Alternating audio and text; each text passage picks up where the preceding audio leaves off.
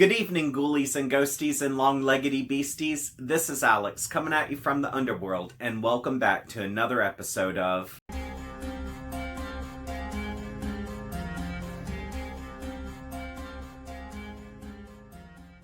Before I get started, I just want to say that if you were in the path of Hurricane Laura, I hope you're doing well and you're safe. I understand that Laura was a catastrophic hurricane, which in any case is a nightmare, but to go through this during a pandemic makes things so much worse. So if you're able to watch this and you have survived from that hurricane, or you have loved ones who were in its path, I hope that you and they continue to improve and just continue to be in a good place. So nothing but positive vibes from me to you, just going to put that out there and hope it works. But with that said, let's go and get down to this weekend's book review, which I want to continue forward with horror books that are suitable for summer. And for that reason, I'm going to review, of course, one of my favorite authors, which is Shirley Jackson. And this weekend, I'm focusing on her work, which is one of the creepiest gothic horror novels she ever wrote, which is The Haunting of Hill House. Now, before I get into the book, I just want to say I've read this multiple times, and recently I read it again with my three friends, Cammie, Tiny, and Connie, which we had some really awesome discussions. And in the last video I did for We Have Always Lived in the Castle, one of my subscribers, who is an awesome dude by the name of Bryce Kirkham, said that Hill House was one of his favorite books. So Bryce, if you're watching this, I hope that I do the book justice and you enjoy this review.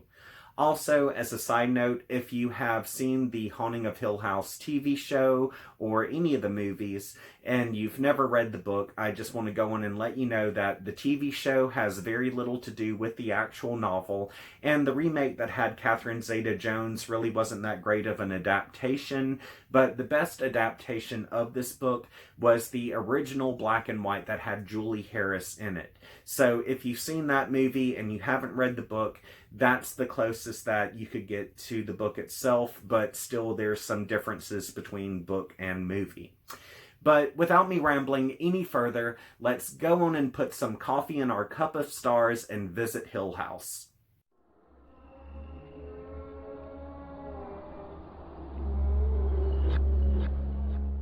If this book looks familiar, it's because I featured it in my last video for We Have Always Lived in the Castle. And if you haven't started collecting Shirley Jackson yet, I would highly recommend this collection by the Library of America, because you have classics in it such as We Have Always Lived in the Castle, The Haunting of Hill House, The Lottery, and other short stories and sketches that Jackson has created. So it's well worth the money. And there is a volume 2 coming out, which I've already pre-ordered, so I can't wait to get my hands on that. But anywho, The Haunting of Hill House focuses on a character by the name of Dr. Montague, who has rented Hill House for 3 months in the summer, which the reason why is because he wants to conduct some paranormal experiments here, and this is so he can gather information for his project about the psychic cause and effect inside of a haunted house. However, Dr. Montague is not psychic, so he ends up doing some research, and he composes a list of people who are gifted, and sends out the invites, which in response only 2 people show up, which that's Eleanor, who had been haunted by a poltergeist in her childhood. Also, there's Theodora, who had proven herself psychic in a professional study.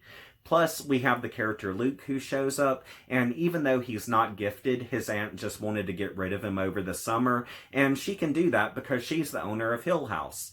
And while all of them expect that they're going to spend 3 months in this infamous mansion, their time there gets cut short because of the horrors that go down, and because of this, they only stay at Hill House for just 1 week.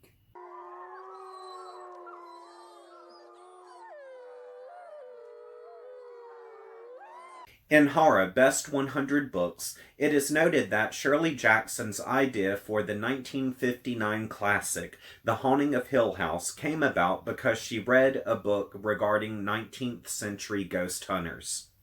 Jackson said she found it so exciting that she wanted to set up her own haunted house with characters to see what would happen.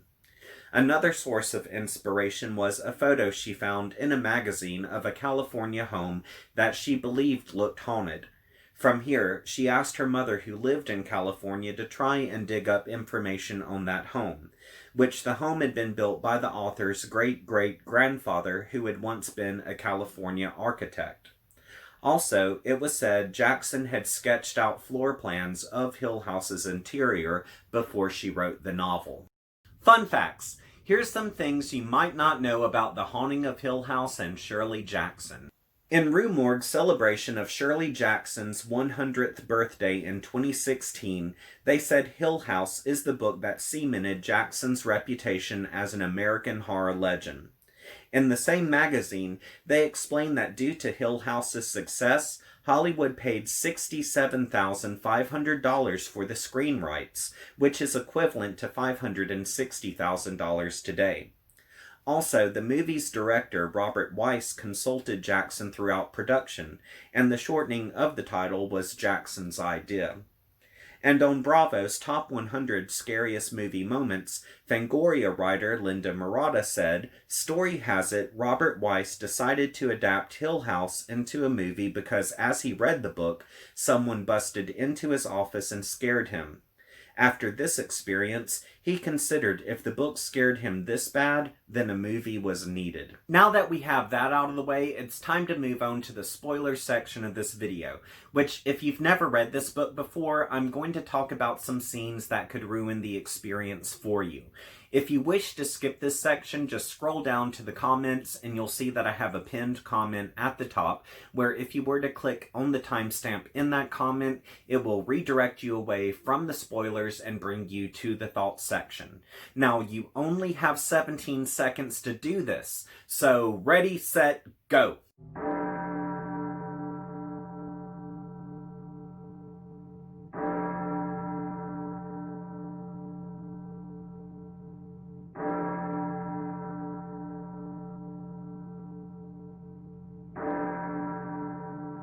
Since everyone has had the opportunity to click away, I want to talk about a few scenes that really scared the hell out of me. And the first moment that comes to mind is when Eleanor and Theodora become disturbed by the spirit in the hallway. Now, what happens here is Eleanor wakes up to the sound of Theodora calling for her to come to her room, which Eleanor gets up, goes through the adjoining bathroom, and enters Theodora's room, where she discovers it's freezing cold due to there being a ghost. Well, that's not the worst of it, because outside of Theodora's room, there is this intense banging on her door. And we immediately know that a physical human being could not be doing this because the banging is coming from the upper right corner of that door. Now, here's why I like this scene so much. It is intense and it's relentless, because the thing is, this could easily be summed up in just a few sentences or a few paragraphs, but what happens here, it feels like this goes on for the entirety of the chapter. And by the time it was over, I was just as emotionally drained as the poor women in this book. Also, there have been times where I've had strange noises wake me up in the middle of the night, so I totally understood their mindset. Now, the second creepy moment to this book that really just got under my skin is when the disturbance of the banging reoccurs and it's a few nights later.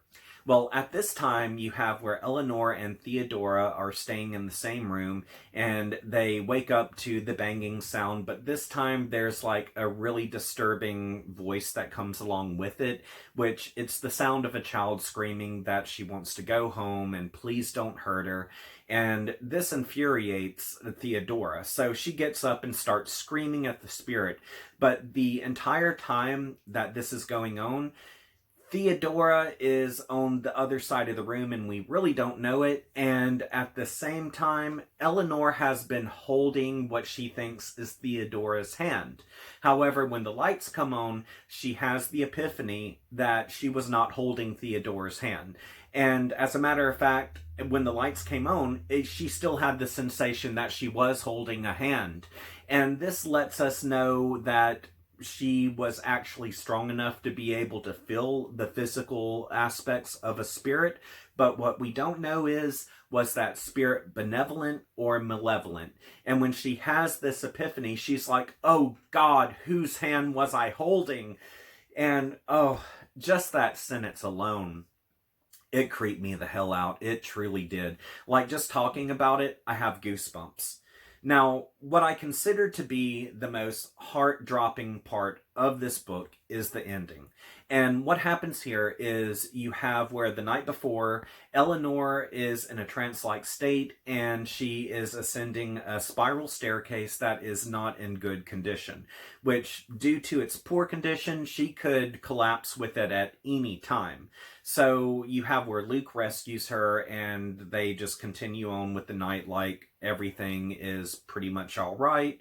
But the next morning, they confront Eleanor and say, okay, well, you're a danger to yourself and you need to go home. And it takes some convincing, but they finally get her behind the steering wheel. So I kind of think, okay, Eleanor is going to be safe. But no, we start to get some internal dialogue here, and we discover that she is determined to stay at Hill House. So she slams her foot down on the gas and rams her car into the same tree that Hugh Crane's wife died at before she had even seen Hill House, which the wreck, of course, kills Eleanor. And the thing that is so creepy about this moment is, while we are seeing that she is saying to herself, I'm doing this, I'm really doing this, and she is happy that she is just taking the bull by the horns here, then we have that split second where she comes to before she crashes into the tree, and she realizes, wait, why am I doing this? And it's that simplicity that really just got under my skin to let me know that she had been manipulated by the spirit, and she did not want to do this. She did not want to crash into the tree and die. There was something else that made her do it. And what's so creepy about this is I do believe in ghosts and I do believe in possession. And to see how easily she was manipulated, that's just something that I will never forget. And it's probably something that's going to stay with me until the day I die.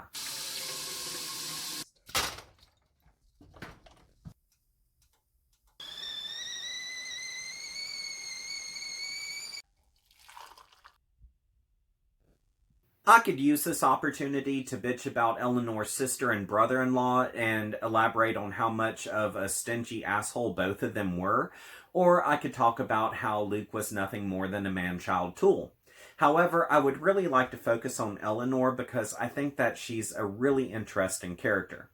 Now, what I gathered about Eleanor is she is inexperienced to the world and she is not independent. So when she actually gets away from her toxic home setting, this is like all new to her. And when she has this taste of freedom, we see that she starts to daydream about her independence. And this is where we get her elaborate daydreams about her home with the lions out front. And later on, we also see where she is really admiring the Cup of Stars, which, in my opinion, the Cup of Stars really represents independence and opportunity, something that she's never really been able to obtain. And then when she gets to Hill House, she feels like her journey has come to an end. Her life is fulfilled at this point because she's in a place where people want her. She's been invited there. So we get the idea that journeys end with lovers meeting. And of course, her idea of the lover meeting is herself and Hill House. Now, here's where things get interesting. And I'm going to try not to ramble here. But there are two scenarios about this book. The first scenario is the home is legitly haunted and always has been. And it was Eleanor who woke the spirits of the home up. Now, this comes about because when Eleanor was a kid, she had a poltergeist that was attached to her. And she's also come from a place that has had a lot of toxic philosophies and they've really just used her. So the thing is, Eleanor goes into the home and all of this negativity that she's experienced throughout her life is the ingredients for the perfect storm, because everything that's within her, all of those negative emotions and everything, that's what attracts the spirits so they can wake up and start haunting Hill House once again. So that's one scenario. The second scenario is there were never any ghosts at Hill House, not until Eleanor arrived. And pretty much, let's break it down here. So, Hill House was born bad, supposedly. And truth be it, it had stood for 80 years, but 20 of those years has not been inhabitable for a human to live in due to all of the death that is affiliated with Hill House. Now, even though we do have quite a bit of death going on here, the house is 80 years old, and there's only been like around 6 deaths, I believe it was, that was affiliated with the home. And all of those were either accidental, suicidal, or you had a person who died of pneumonia. Everything can be explained. So, in this scenario, we have where Hill House is nothing more than a sponge of negativity, and we don't actually have a ghost there. Maybe with the negative vibrations, it's a little residual, but at the end of the day, there is no physical ghost, which is why we never see an apparition or anything like that. It's just vibrations and negativity. Well, Eleanor arrives at Hill House, and she has this dormant poltergeist that has been in her life ever since she was a kid. And so when she enters the house, it's the negative vibrations that the home has accumulated that actually wakes up the poltergeist that has just been laying dormant with Eleanor. So in this scenario, a ghost never existed at Hill House until Eleanor arrived. So I could see an argument for either side, and truth be it, when I read the book this time, I really felt like the house wasn't haunted, but it was Eleanor who was haunted, and it was the negative vibrations of the home that woke up Eleanor's ghost. So that's how I felt about it this time, but I think if I read it again, I would probably feel differently about it, because truth be it, this is really a work of art, and every time I read this, I have drawn a different conclusion, and I think that it depends on the eye of the beholder of what they have decided to take away with this book.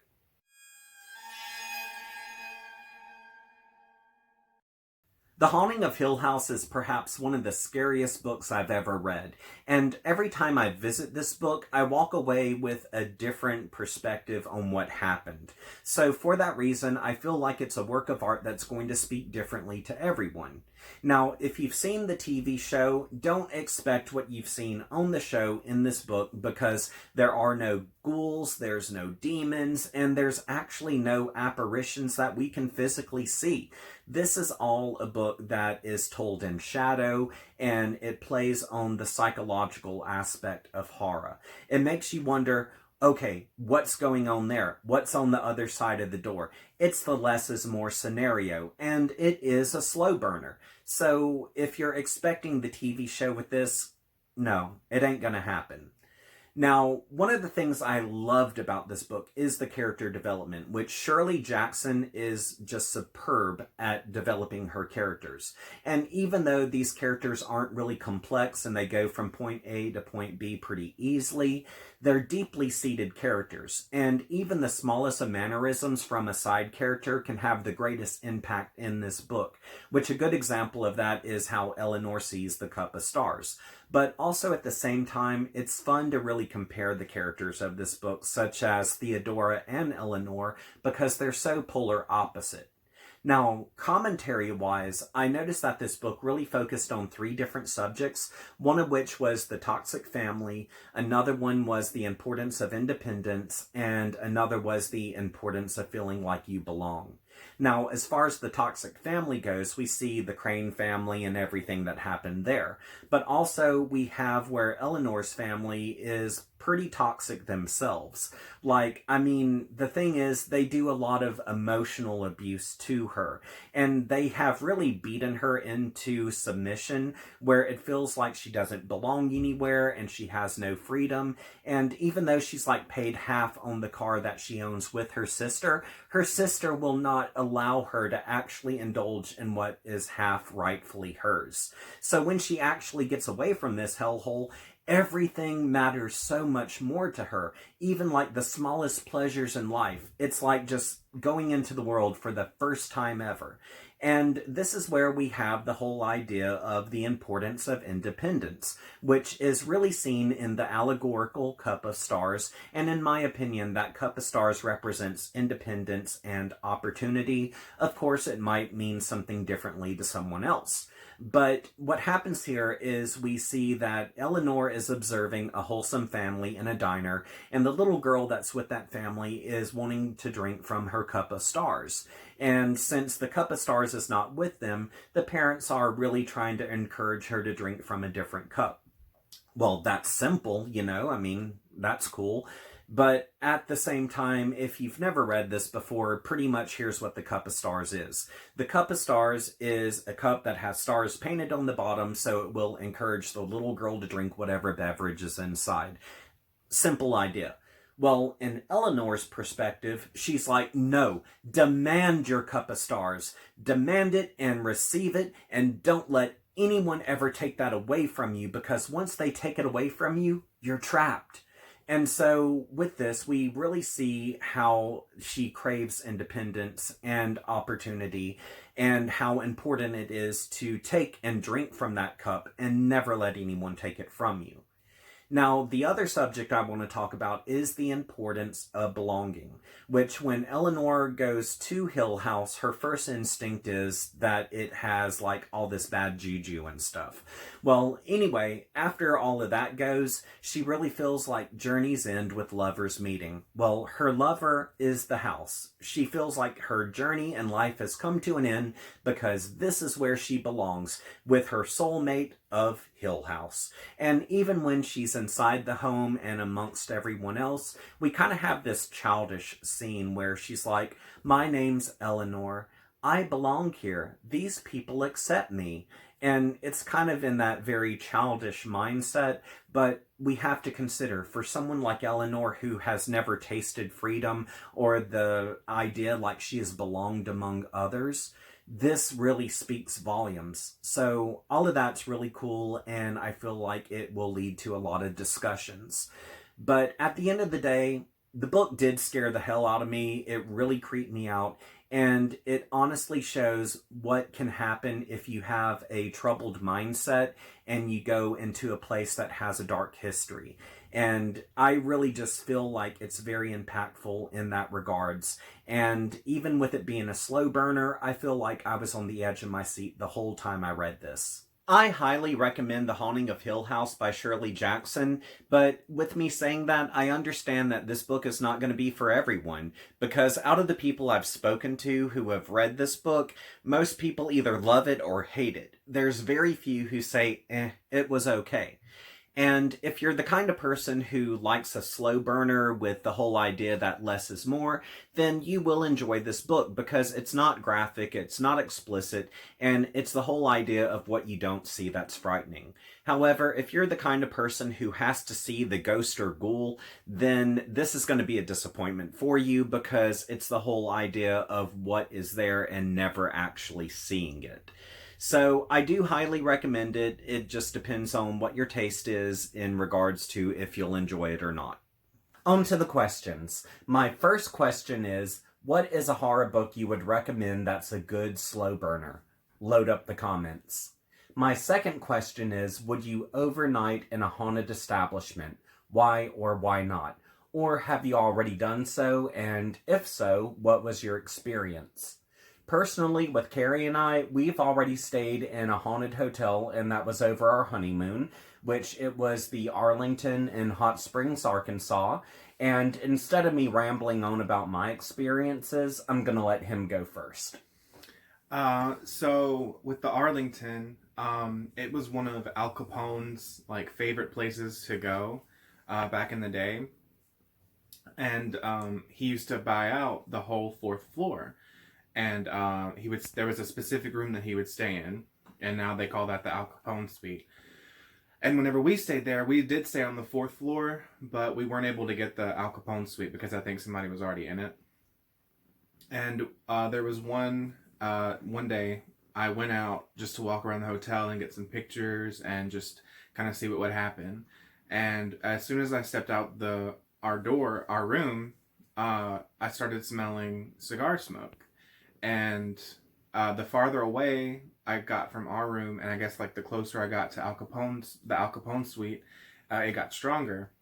And I just thought it was kind of weird because the whole hotel is non-smoking, so there shouldn't be any of that cigar smoke or any smoke smell at all through the hotel.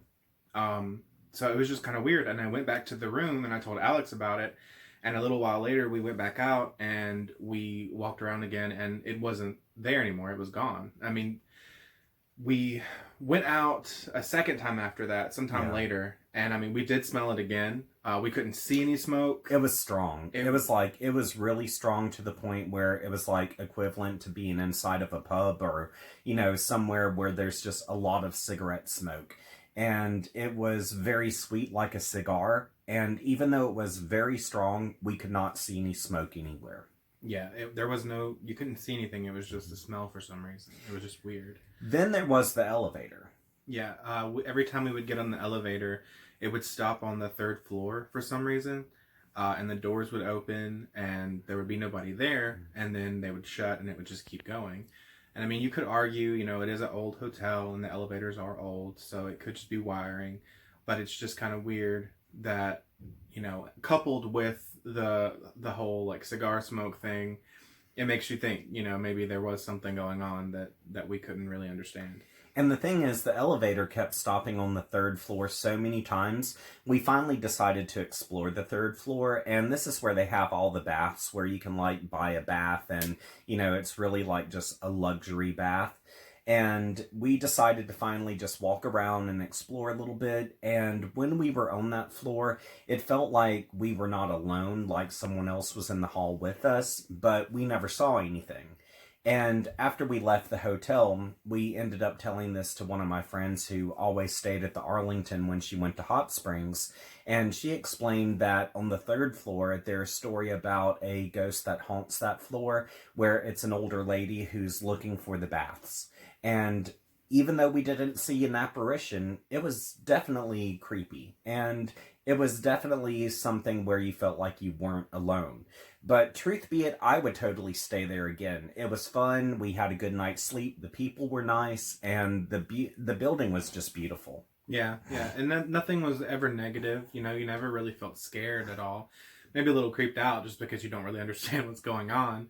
But it was never anything bad. I mean, we stayed there like, I think, 3 days, and we didn't really have anything negative happen. So I would totally go back. Before I close out the video, I just want to give a heads up. I'm probably not going to do a book review next weekend, which it's Labor Day weekend. And even though I don't plan to go out and be around the public, I have a lot of stuff around the house I really need to do. So I'm going to use that opportunity over the extended weekend. And if you are going to go out and you're going to be drinking, just be sure to have a designated driver. I don't want to hear about anyone losing their life because they were just drinking irresponsibly. But with that said, I would also like to say thank you to Lisa G, Joseph Baylott, and Melody Romeo, which Melody Romeo is an author who writes fantasy fiction and historic fiction. So if you're interested in those subjects, be sure to check out her work, which is available in print and ebook, which you can get those books anywhere that books are sold. So not hard to get your hands on whatsoever. And if you're wondering why I'm giving a shout out to these wonderful people, it's because they've been kind enough to contribute to my Patreon page. And if you would like to contribute as well, for $5 a month, I'll give you a shout out at the end of my videos. And if you're a creator, I'll also say what it is you create, such as what I did with Miss Romeo. And if you would like to go for the second option, which is the $10 tier, you'll still get the shout out at the end of my videos, but at the beginning of every month, I'll send you over one of my photos, which I do creepy photography on the side. And once you receive that photo, you can print it out, do whatever you want with it. But if you are able to contribute to my Patreon, that's awesome, thank you. If not, that's cool too. I just hope you return to this page so we can continue to have fun together. And if you would like to hit me up on social media, links to my Facebook, Twitter, Instagram, and TikTok are all in the description section of this video. And if you have yet to subscribe to this channel, be sure to subscribe and hit that notifications bell because I have more book reviews coming in the near future. But until we see each other again, I hope you have a wonderful week. I hope you have a safe Labor Day weekend and sweet nightmares.